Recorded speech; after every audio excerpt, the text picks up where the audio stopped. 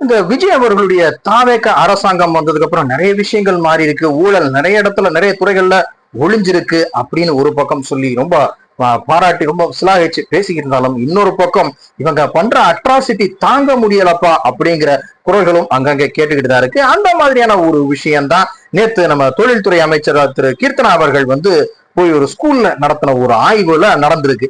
அங்க போய் அவங்க என்ன சொல்லியிருக்காங்க அப்படின்னா, மாணவர்கள் ஆங்கிலம் படிக்கணும், ஆங்கிலம் கத்துக்கணும் அப்படின்னு சொல்லி அவங்க சொல்லியிருக்காங்க. இந்த விஷயத்துல நம்ம கேட்க வேண்டியது என்ன அப்படின்னா, இந்த பிஎம் ஸ்ரீ திட்டத்துல கையெழுத்து போடணும் அப்படிங்கிற ஒரு பேச்சு வந்தப்போ பள்ளி கல்வித்துறை அமைச்சர் ராஜ்மோகன் அவர்கள் ரொம்ப உறுதியா சொன்னாரா, இருமொழி கொள்கை தான் எங்களுடைய கொள்கை அப்படிங்கிறதுல நாங்க உறுதியா இருக்கோம் அப்படின்னு சொல்லி ராஜ்மோகன் அவர்கள் சொல்லியிருந்தாரு. இந்த இருமொழி அப்படிங்கிறது தமிழ் ஆங்கிலம் இது ரெண்டு தான் மேஜரான மொழி. பல இருமொழிங்கிறதுல இந்த ரெண்டு மொழி தான் வருது. இதுதான் பிரிடாமினன்ட் லாங்குவேஜ் அப்படின்னு நாம எல்லாருமே ஒத்துக்கக்கூடிய ஒரு விஷயம்தான்.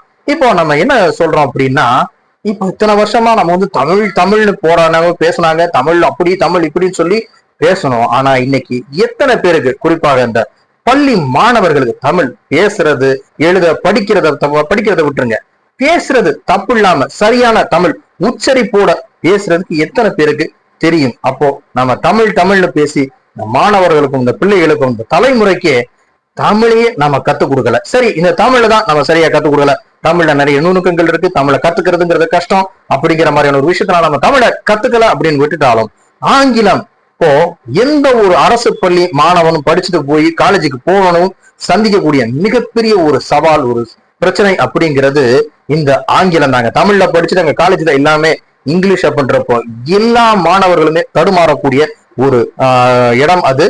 கிட்டத்தட்ட 60-70 வருஷமா இதே நிலைமைதான் இருக்கு. அப்போ இந்த இருமொழி கொள்கைன்னு சொல்லி இந்த முக்கியமான 2 மொழிகளையுமே கத்துக்கல அப்படிங்கிறது தான உண்மை.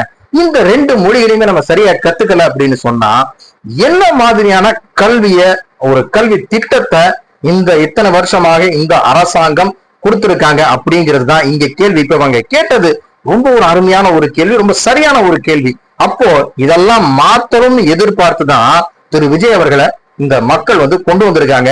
அவரும் அதை புரிஞ்சுக்கிட்டு இனிமேலும் இந்த ஒரு பிள்ளைகளோட படிப்புல அரசியலை பண்ணாம நம்மளுடைய மொழியையும் ஒரு மக்களுக்கு தெரிஞ்சுக்கணும் அப்படிங்கிற ஒரு இதையும் புரிஞ்சுக்கிட்டு ஒரு சரியான கல்வி திட்டத்தை இந்த மாணவர்களுக்கு அடுத்த தலைமுறைக்கு கொடுப்பாரு அப்படிங்கிற ஒரு நம்பிக்கை தான் மக்கள் உங்களுக்கு ஓட்டு போட்டு உங்களை முதலமைச்சர் ஆக்கியிருக்காங்க. இதை புரிஞ்சுக்கிட்டு செயல்படுங்க.